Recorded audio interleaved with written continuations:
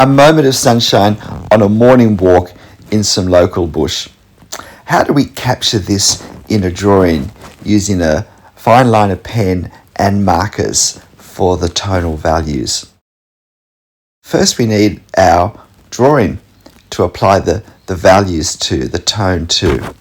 So I'm using a 0.3mm fine liner pen here, just doing a very quick and unusually simplified outline, because I think it's going to be the markers, the ink, to create the values that will do all the work in this drawing. If you want to have a go doing this yourself, I'll post this outline drawing on my channel community page. So if you want, you can just print off a copy of this outline that I'm finishing now, and then you can have a go applying the values to it yourself. But I'm really mostly just working out the major objects, the major shapes, where they are in relation to each other, and some of the divisions of value with my line work.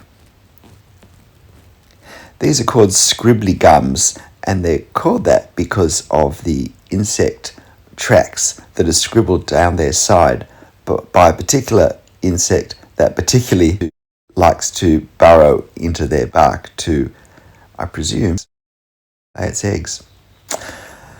So I'm using my Copic sketch markers. I'm using the brush end. I'll be using from N0, N for neutral grey, 0 for the lightest value, to N6. So I'll be using a range of 7 values on this. And I jump in and use the N6 straight away.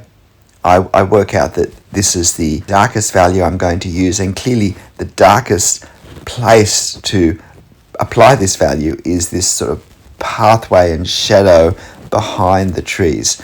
It's very important in creating light effects that we have a lot of darkness, because we're going to read the light from the darkness. And when light is the predominant effect, we really need a lot of darkness or very dramatic darkness to create that effect. And in this case, it's going to be a reasonable amount of darkness, but also value applied just for local colour in the foreground as well, where it's not particularly the darkness that we want, but it is the contrast between the ground colour and this tree just to the right of centre. Because as this tree, this scribbly bark gum tree, or the left-hand side of it that's in the sun, that's particularly going to create the feel of light. It's going to be the contrast of white down the left-hand side of this tree. That's particularly going to give the sense of bright sunlight and the strong contrast of the shadows on the bark as well. But for now, I'm doing the background values. And I decide pretty early on I'm not going to be too exact with these, because I want to do them in a way that creates contrast in my drawing, perhaps at times more contrast than we see in the scene. I also don't want to let the light become too light, because I want it to sit back on the other side of that path. I don't want it to compete or feel like it's coming forward, and therefore confusing depth with the lighter values that we have in front. And despite my intentions, I don't go as dark straight off as I think I should have, as I wanted to. I don't want to be going over and over this repeatedly with slightly darker values. I was hoping to particularly inspire myself by using the N6 from the start to generally go dark enough. But as it turned out, I needed to, quite a number of times throughout drawing this, go back over this background and make it darker, just to push it a bit further back. So now I tend to tentatively start these trees with a fair bit of focus on being cautious with those, because they really are the star event of the scene, as well as this this bush to the lower left, which I haven't started yet, this small gum that's sprouted there. So I've had to be careful outlining the leaves and the branches that are in strong light, because they're silhouetted against the pathway behind. And capturing that silhouette, I think, is an important part of this.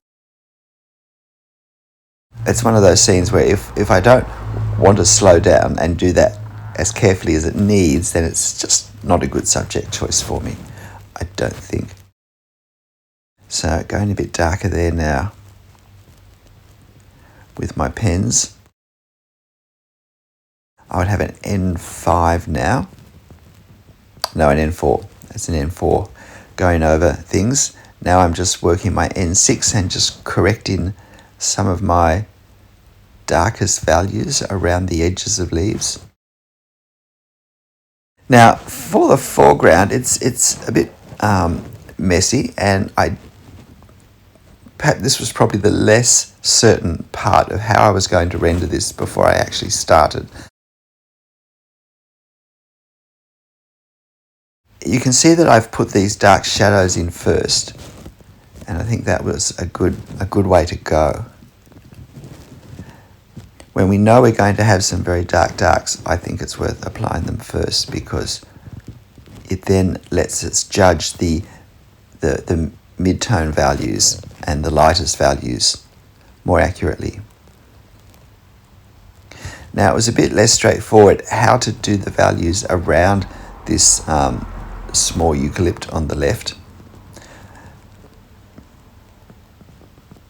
but I took that fairly carefully. At the start, I basically silhouetted all of the leaves that I'd drawn with whatever value was behind it, but then after a while I began to apply some light values to some of them to represent the fact that some of the leaves were in shadow or were shaded or had shadow cast across them. The one thing I didn't do with this drawing, which I could have done, and I think looking back should have done, was it would have been very helpful, particularly with this foreground, if I'd printed off a black and white version of the photo. So I could have seen how the local colour, how the actual colour of the objects, rather than the shade or shadow that was or wasn't on them, how that affected how dark or light its tonal value was. So that would have been a helpful thing to do, because generally I went too light, I think, on the foreground and had to keep going over it darker and darker. So I'm applying lots of variety of value to this front leaf litter area, but generally making it darker and darker as I go. But I need to avoid being too bold to lay areas of value that are too broad, because I do want to get the sense of there's masses of little stuff on the ground, little bits of broken twigs and bark and leaves and stones and whatnot. And so I want the feeling that there's all of this detritus on the floor of the bush that still catches the light in certain ways to a certain degree and stops it looking solid. That solid area of darkness behind is a pathway. And the one dark that I actually consciously made lighter was the shadows of the light going across that pathway in the upper mid-left section, because I felt that helped give a sense of space, of defining how the ground was working behind what we're looking at in the foreground. Now I'm just, again, cleaning up some of my edges around that highlighted plant. And now I'm doing a bit more work on the background to see if it's really reading well enough, now that I haven't looked at it for a bit and I'm deciding that it's too light still. So I simplify the background a bit, and I don't rub the bands of light and shade quite the way that they are in the reference, because I decided I didn't want it too complex. I wanted to keep the focus on that eucalyptus bush in the front with the light on its leaves, and on the scribbly bark gum tree trunk in the foreground as well. So as you can see, I continue to just generally darken the foreground, but I still want to keep it looking as though it's in the light as well. It really took quite a bit of time.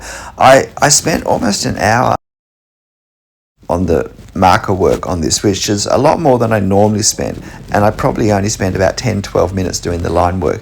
And normally it's the other way around. I can spend an hour on the line work and 10 minutes using the markers to put some tone onto the drawing. So it certainly was the opposite way around. But I'm getting pretty close now. I think it's done. So now I take my green tape off, which always sticks a little bit too much and sometimes tears the paper. So I'm trying to be really slow in taking it off. It's easy to be impatient at this stage, to think that we've finished the drawing. This is the sort of scene where there's value right to the edges all the way around, where hopefully it improves 100% when we take the tape off and it looks all very neat. And so now, of course, I see all these changes I wanted to make, and I wish I hadn't taken the tape off. And the number of times I've done this, and without thinking, I've just run the pen up into the white or off the white edge. Yeah, quite a lot of times I've done that. Very annoying. So I'm trying really hard at this stage to keep my pens well away from the edge. So here is our light effect. G'day, I'm Stephen Travers. I hope you found this interesting. These sorts of scenes can be challenging, but why not have a go drawing it yourself? Because it's just a different way of thinking. It's not harder, it's just a different way of thinking and of drawing with the negative space. I'll see you next time. Bye.